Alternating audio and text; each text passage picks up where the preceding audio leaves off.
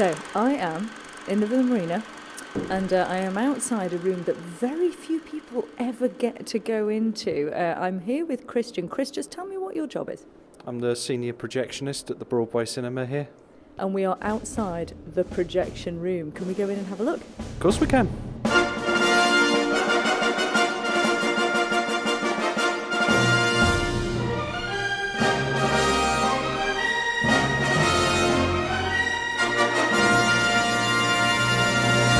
Now, this is a room that has been key to us at the film festival, quite understandably so, since we first started. And Kris has been one of the sort of people in the background who has helped the festival grow as a result of his job, obviously. Now, we've come in here. This is a fantastic space. It's actually sort of bigger than I thought it would be, I have to say. There's all manner of bits of kit around here.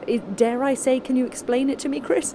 Yeah, okay, sure. On the left here, we've got the main sound rack. We run Dolby 7.1 surround sound in the cinema here. So we've got the 4 amplifiers at the bottom, and then the sound processor. In the middle, you'll see there's a green box there called a sound web, and that's like a mixing desk, basically. So that sets all the levels within the cinema. And then the processor controls the 16 speakers around the cinema auditorium. Ooh, very good, because sound is so important, isn't it? You know, people think movies is all about pictures, but actually it's the sound that sets the atmosphere a lot of the time.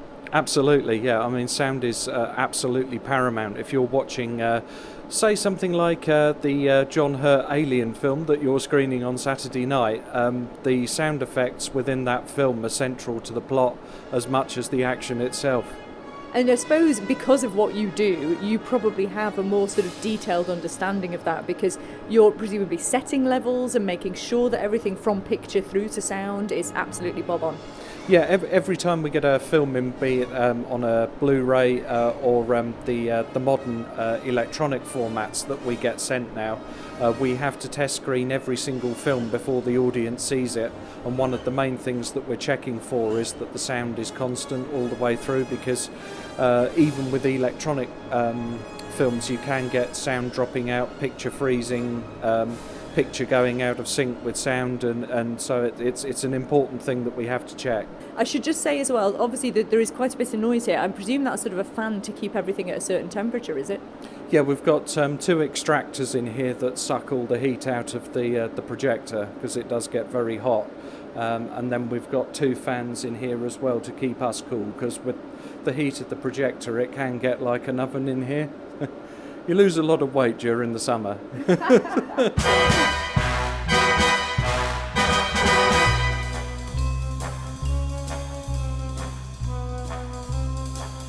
And we've mentioned obviously all the sort of modern advancements with Blu-ray and such like, but Yes. From a visual point of view, right here on the end of this projector here, I can see a proper 35mm film reel. Does this ever get used now? Yes, we still run it up about once a month to keep it all oiled and make sure it's all working, and we dust it down. And occasionally we do get classic film presentations where the film still arrives on 35mm, but we've got it as a standby if anything ever goes wrong with our main system now as well. So did you presumably learn your craft using real film? Yes. Yep, I started on 35mm and ran that for 3 years before the digital was installed, and I still keep my hand in with splicing film every so often just to make sure I can remember how to do it. Do you think we've lost something then? Because I know I've heard various documentaries over the years. In fact, our own Mark Kermer did a documentary a couple of years back about sort of the loss of the projectionist as such, and there's those films like Cinema Paradiso that are all very romantic. Do you think we've lost anything in moving to digital? Yeah, I mean, there's something about watching an old film where I know it's not everybody's cup of tea, but you get the grain of the film, and you can see the lines and the movement of the film as well. And with a digital, it's much better quality. I mean, it's absolutely crystal clear image, and it's stable and everything else, but it just doesn't have the same magic about it somehow. It's cold.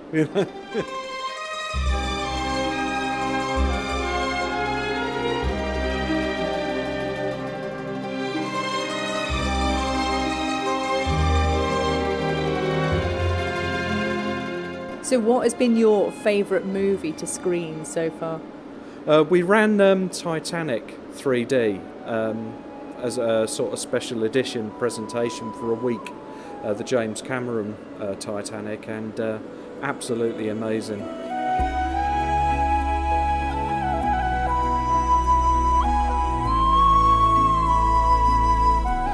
Recent one we've just had as well, Valerian, City of a Thousand Planets. The 3D on that was very good too. So yeah. So you're a fan of the 3D then? Because again, sort of those sort of traditionalists might say, oh, they're throwing 3D at everything now and it's not necessary, but you like it, do you? For certain films it works, sci-fi and adventure especially. But there are films that have been released where you look at it and you think, really, that didn't bring anything to the party, but other ones like Valerian, it takes it to a whole new level, and Avatar as well. We've got the Avatar sequel here towards the back end of next year, so that's another one to look forward to.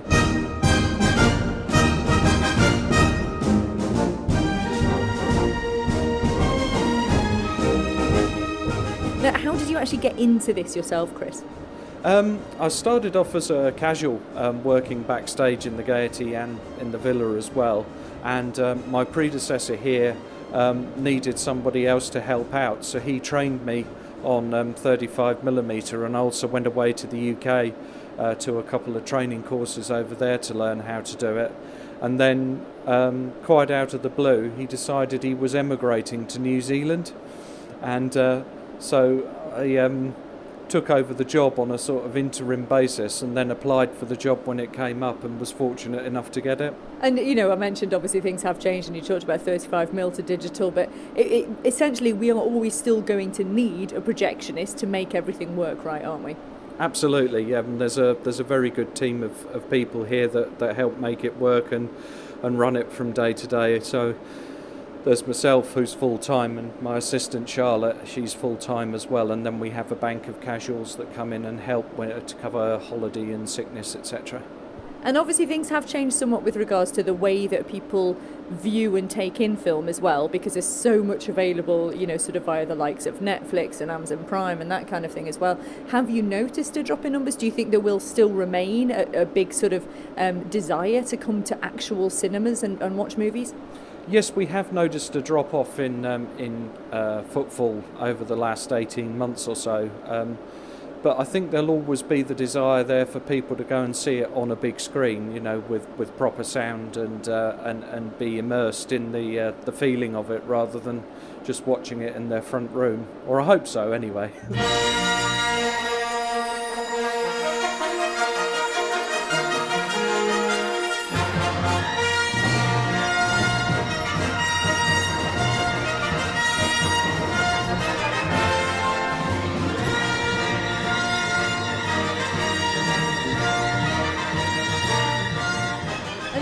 About watching a movie with other people as well? Yeah, there is, and also we do a lot of live streams as well. Throughout the year we do opera and ballet, and we've actually got a couple of live concerts coming up later this month. We've got Dave Gilmour from Pink Floyd live from Pompeii, and then the following week we've got Black Sabbath's last ever concert from Birmingham, which was recorded earlier this year, but they're doing it as a cinema release for one night only. Oh, featuring our own Adam Wakeman, who we chatted to on Sunday Soundtrack a couple of months back, and that will really put your fantastic sound system to good use. I do hope so, yeah. Looking forward to that one. And with regards to Film Festival, obviously something that we do as part of the festival is show international short films, and that's become something that's sort of a growing industry as well. What do you make of that? Yeah, I mean that's something we like to screen. We do shorts sort of throughout the year as well, in conjunction with film projects that have taken place, but especially for the film festival, the international shorts. I mean, the quality of them is getting better year on year, and I like watching them as much as anybody else in there. And one thing that's lovely, we were chatting to, we've got an interview with a couple of filmmakers that have been here as part of the film festival in the past, and they were saying that the reason they enjoy the Isle of Man festival is because it's your average punter that comes in and watches. It's not industry folk, it's not sort of a whole cinema full of other filmmakers, it's the general audience. So do you think there is a passion for film on the Isle of Man? Absolutely, yeah. I think not only people who've been involved in film production over here, obviously through the Film Commission, but I think even on sort of the more amateur levels, with Man in Shorts, to name but one company, that people just love being involved in them and like seeing sort of the finished project on the big screen when it's all done.